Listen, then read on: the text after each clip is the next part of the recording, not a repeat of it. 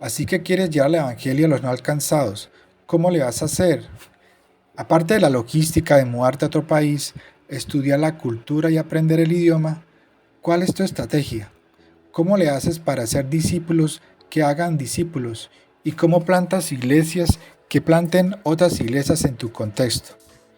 Quizás hayas escuchado el acrónimo MPI. Significa Movimiento de Plantación de Iglesias, un aumento rápido y exponencial en el número de creyentes e iglesias autóctonas dentro de un grupo étnico que hace nuevos discípulos y planta nuevas iglesias. Esa es una definición simple, pero iniciar un movimiento dentro de un grupo étnico no alcanzado es un enigma en el que misioneros y misiólogos han estado trabajando desde que Cristo comisionó a sus primeros discípulos. A finales del siglo XIX, un misionero británico llamado Roland Allen sembró las primeras semillas del pensamiento moderno de movimiento. Se había sentido frustrado con la infraestructura y el dinero necesarios para importar modelos occidentales de la Iglesia a China.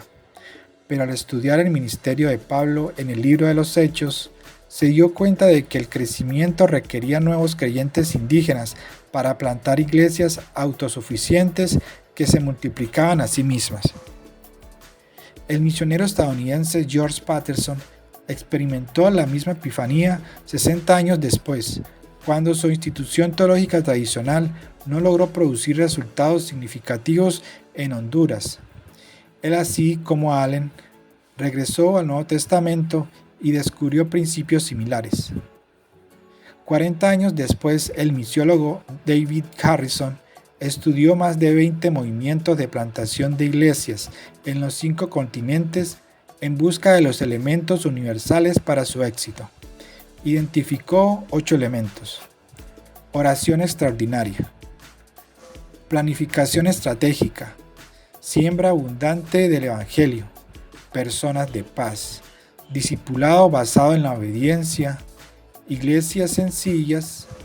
El sacerdocio de todos los creyentes y desarrollo de liderazgo local. Como era de esperar, esos elementos reflejaban los mismos principios que Allen y Patterson habían descubierto en las páginas de las Escrituras. Establecidos en fundamentos de las Escrituras y probados en los movimientos modernos, el hilo común descubierto y codificado por Allen, Patterson y Harrison forma la base de la metodología del movimiento de plantación de iglesias. Eso es mucha historia en un acrónimo de 3 letras. Pero el hilo de la historia no termina ahí.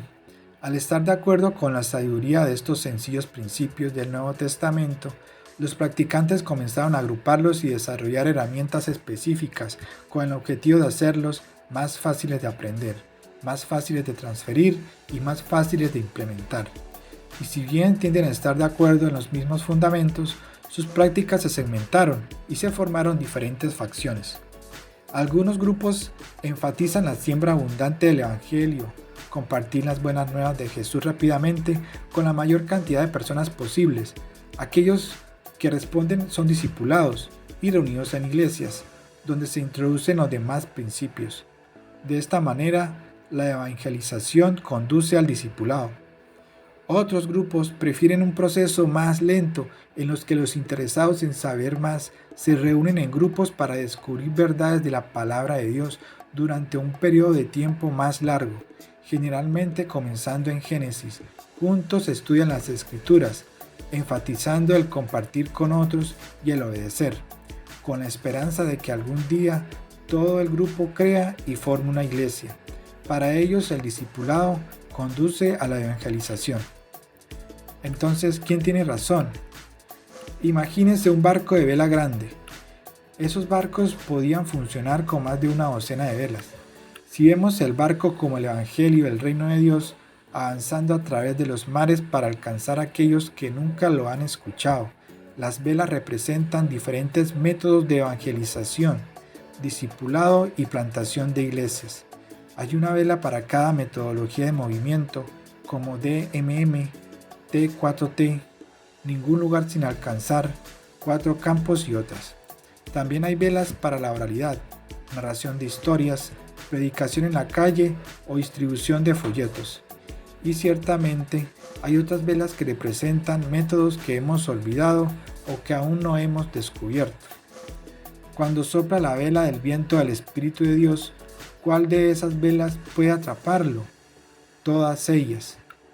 Por supuesto, cuando el barco se acerca a diferentes regiones o culturas, quizás una de las velas atrape mejor el viento, pero el barco sigue avanzando. Pero cuando el barco avanza gracias a una vela y no a otra, ¿el capitán se frustra porque no use su vela favorita? Cuando una de las velas se mancha por el descuido de humanos imperfectos, ¿deja de atrapar el viento? ¿Acaso las velas compiten y discuten entre sí cuando el barco se acerca cada vez más a su objetivo? Por supuesto que no, y tampoco nosotros. Miles de personas llegaron a la fe antes de que Patterson identificara sus principios. Miles de personas llegaron a la fe antes de que desarrollaran los estudios bíblicos participativos. Miles de personas llegaron a la fe antes de que el contar historias se convirtiera en una práctica cotidiana y antes de que se dibujaran cuadros gráficos en pizarrones y antes de que las siglas dominaran el mundo de las misiones. Miles llegaron a la fe gracias a la predicación en la calle, la distribución de folletos, el evangelismo explosivo y al decir Dios tiene un plan maravilloso para tu vida. Estrategias de las que algunos se burlarían hoy. Sin embargo, el reino de Dios creció.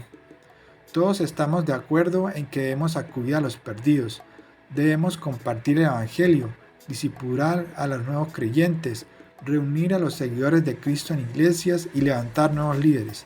Todos estamos de acuerdo en que la iglesia primitiva en el libro de los Hechos fue solo el comienzo de un movimiento que se ha expandido a lo largo de los siglos y se ha extendido por todo el mundo.